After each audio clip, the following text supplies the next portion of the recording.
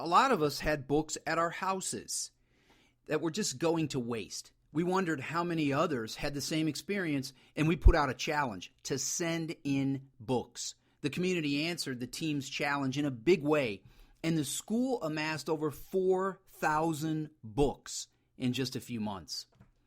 Hi, I'm Mark Barnes with another episode of the Hack Learning Podcast. Today we're hacking literacy, or trying to eradicate illiteracy. Can that even be done? In the open, you heard a quote from former Knapp Elementary School principal Joe Mazza, who helped his staff create one of the simplest yet most powerful education hacks ever, a Book Nook. Before we explain the Book Nook, and this is something I wrote about in Hacking Education with Jennifer Gonzalez, let's consider the staggering problem that the Book Nook solves. In 2014, UNESCO reported that 121 million youth around the world can't read. Now, you combine this number with the almost 800 million adults who are functionally illiterate, and you learn a staggering fact. Nearly 1/7 of the world's population can't read. Now, this is unbelievable, and when I think about this, and I consider all of the other problems in education and in the world that we talk about, and we talk a lot about them and don't always come up with solutions, I wonder, why are we not doing everything in our power to solve the problem of illiteracy, or even of reluctant readers in school? Because the power of reading is remarkable, and it's really the power that helps kids and young adults and adults become anything they want and do anything they want. It's the key to success. We have to be efficient readers. So how can teachers, parents, and community members at a grassroots level combat such an overwhelming problem? 121 million youths not reading. Well, as always with Hack Learning, it's easier than you think. We're going to start small, and we're going to spread the word. So we want to talk about creating a Book Nook. We're going to take our cues from Joe Mazza and his incredible staff at Knapp Elementary, and you could learn more about this in Hacking Education, 10 Quick Fixes for Every School. And, of course, continue the conversation on Twitter at #HackLearning. So what is a Book Nook, and how does it work? Well, a lot of people say it looks like a library. Some people have said, oh, that's really just a library. But the Book Nook is something similar to a library, but it has one amazing difference that makes all the difference in the world. A Book Nook is a place that where we house books in a school, and what we do is we give the books to kids. You know, some incredible research has been done by people like Stephen Krashen, one of the foremost experts on literacy in the world, and with probably 40-plus years of research in this field. Stephen Krashen says that we can stop illiteracy easily if we put books in kids' hands. What he says is that the problem isn't so much what we're doing in school as it is the fact that kids don't have access to books. Now, mostly these are impoverished kids, and we solve this, or attempt to solve it, by handing kids books in school in a classroom and reading a class novel, or giving them a textbook and occasionally taking them to the library. Unfortunately, all too often it stops there. We need to put books in kids' hands, and this is what the Book Nook does. So how do you do it? How do you create it? Because remember, these aren't loaners. These are giveaways. We want to give it to the kid and say, here you go. Here's a book. Take it home, read it, talk about it, write about it, and then come back for more. How do we do this? And this is what Jennifer Gonzalez and I discovered in writing Hacking Education when we talked to Joe Mazza from Knapp Elementary, that The key, as we said in that quote in the beginning, is to challenge your stakeholders to bring books to school. So here's a few things you can do to get started tomorrow, because that's what hack learning is all about. First, bring books to school.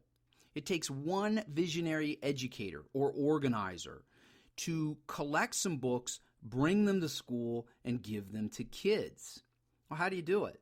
Well, first, start by culling your own shelves at home. Most likely, you've got some sort of a library, and if you have kids, you may have tons of books that you have amassed over the years. Well, it's time to go to those shelves and say, what can I take from here that I can take to school and put in a room where we're going to collect books and ultimately give them to kids? So that's a great way to start. Ask neighbors for some giveaways. Tell them what you're doing and do the same thing, or invite them to do the same thing you're doing at home. Say, hey, go to your shelves and find some things that I can take that you're willing to give away. And you can amass hundreds of books just doing it this way. Contact your colleagues, your friends, your students' parents. Use social media. Make it a whole movement. Tell people that you're going to create this place at school where you are going to give books to kids. It sounds so simple, I know, but you will be amazed at the power of a Book Nook. When you give kids a book, they'll light up. See, kids who don't have books, who don't have access, who don't maybe have good libraries in their communities, or are occasionally taken to the library at school, they get that they have to borrow something and give it back. And all too often in education, we dictate the books that kids take based on some sort of reading level or something like that, or our plan or what we want to teach.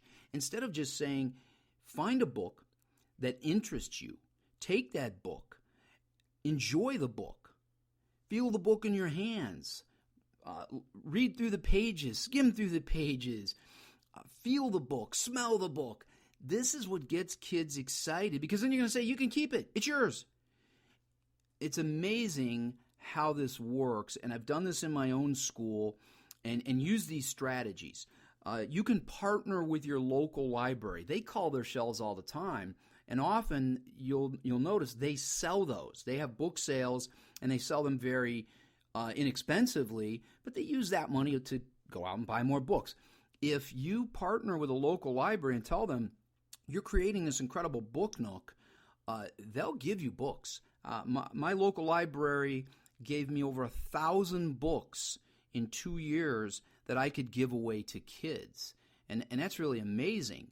So it can happen. You can find community support. The people at Knapp Elementary were able to get help from Scholastic. And they were constantly building an incredible library with thousands and thousands of books. So there will be pushback on this. I'm sure you're thinking of it right now. People say, well, my kids are in high school and they haven't read their whole lives, and maybe it's too late. It's never too late. Give the kids books. Help them. Have them talk about them. Have them write about them. You'll discover their problems, but when you give them more, say, you don't have to give this back. You can keep it. Or if you want to donate it back to the Nook, you can. Let's get you something else. And you'll continue to build this sort of habit. And this is how you create a culture of readers. Some people say, we've got a library. Remember, the key difference is that a Book Nook is a place where kids can get books. They don't have to borrow them. They are theirs to keep. And that is powerful. Send them home. Tell them to start creating their own library.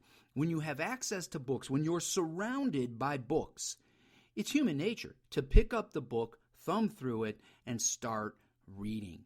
And imagine if we did this all over the country, all over the world, how quickly we would cut into that number of 121 kids who don't read. Sooner or later, they'll be handing the books to their parents, and then we can cut down that 800 million adults who are functionally illiterate. And imagine where we'll go. So this is hacking literacy, and this is a taste of how to do it. One step to create a Book Nook.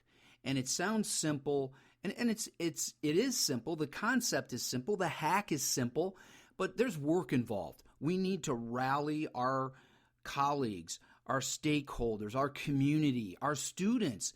Your goal should be to get books. Stop with it doesn't fit a certain reading level. First of all, worry about creating an incredible Book Nook that you can where you can give away the books. Worry about the rest later. And in fact, we're going to cover that in a future hack learning book called Hacking Literacy, written by my friend Gerard Dawson, an English language arts teacher, experienced, someone who's done strategies like this. And once you build your library in Hacking Literacy, Gerard is going to really talk about how to take those books and to really get your kids to dive in and to become a culture of readers. And there's nothing more powerful than that. Joe Mazza said they became a hangout, talking about his Book Nook. They opened up a lot of doors for a lot of different people. Between the constant give, take, and equipping kids with summer books, it was something that really gave the community an opportunity to contribute. It was a really powerful experience. Create your own power. Start a Book Nook tomorrow. You're going to love it. Tell us about it on Twitter at #HackLearning.